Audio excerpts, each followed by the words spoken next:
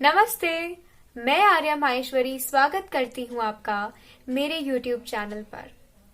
आज गणपति जी का तीसरा दिन है और आज भी पौलोमी जी हमारे साथ जुड़ी हुई हैं। आज वो हमें ये बताने जा रही हैं कि कलंक चतुर्थी क्यों मनाई जाती है। तो चलिए सुनते हैं पौलोमी जी की नई कहानी।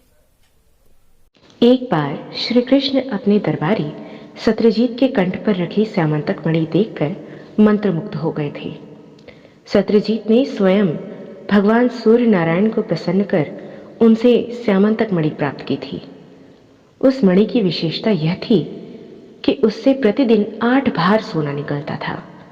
श्री कृष्ण ने सत्यजीत से कहा कि ऐसी मूल्यवान वस्तु कई लोगों के लिए लोभ और ईर्ष्या का कारण बन जाता है, इसलिए उसे धारण करने वाले के प्राणों को खतरा होता है। श्री कृष्ण ने इसलिए सत्यजीत से कहा कि स्यामंतक मणि को वे राजकोष में सुरक्षित रखें। सत्यजीत ने वह मणि अपने भाई प्रसेनजीत को दे दी। प्रसेनजीत वह मणि पहनकर एक दिन शिकार पर गया। वहां एक सिंह ने प्रसेनजीत को मार डाला। उसी वन में जांबवंत भी निवास करते थे। उन्होंने सिंह को मारकर वह मणि अपने पास रख ली। जब प्रसेनजीत नहीं लौटे तो सत्यजीत ने श्री कृष्ण पर कलंक लगाया कि उन्होंने मणि के लोभ में प्रसेनजीत की हत्या कर दी है।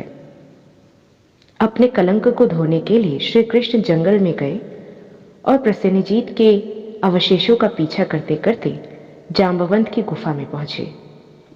जांबवंत से 21 दिन लड़ने के बाद उन्होंने मणि के साथ साथ उनकी कन्या को भी जीत लिया। जब श्री कृष्ण वापस लौटे तो सत्यजीत को बहुत लज्जा हुई। उन्होंने भी अपनी पुत्री का विवाह श्री कृष्ण से कर दिया। श्री कृष्ण ने मणि सत्यजीत को लौटाई। कई माह बाद सत्यजीत की भी हत्या हो गई। शतधन्वा नामक व्यक्ति ने सत्यजीत की हत्या कर मणि को अक्रूर के पास छुपा दिया और स्वयं भाग निकला।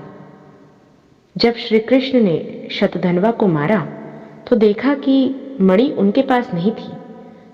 यह सुनकर युद्ध में साथ देने वाले उनके भाई बलराम बहुत हताश हुए और वो भी द्वारिका छोड़कर विदर्भ चले गए। इसके बाद श्री कृष्ण पर यह लांछन लगा कि स्यामंतक मणि के लालच में श्री कृष्ण ने अपने भाई को भी त्याग दिया है। श्री कृष्ण समझ नहीं पा रहे थे कि उन पर इतने कलंक क्यों लग रहे थे।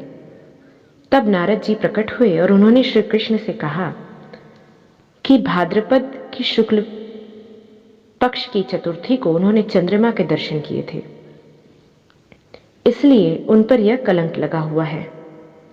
दरअसल चंद्रमा ने श्री गणेश के भारी शरीर का मजाक उड़ाया था। इस पर चंद्रमा को उन्होंने श्राप दिया था कि जो भी भविष्य में चंद्रमा के दर्शन करेगा वह कलंकित हो जाएगा।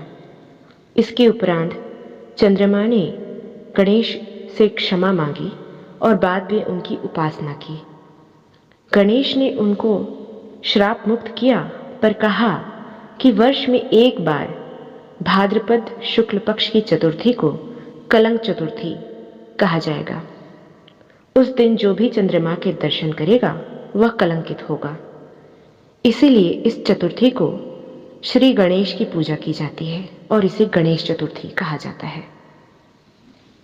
कल फिर मुलाकात करेंगे ऐसी ही एक कहानी के साथ। मेरे चैनल को सब्सक्राइब करें, इस वीडियो को लाइक करें और कमेंट सेक्शन में ज़रूर बताएं कि आप इस वीडियो के बारे में क्या सोचते हैं। धन्यवाद।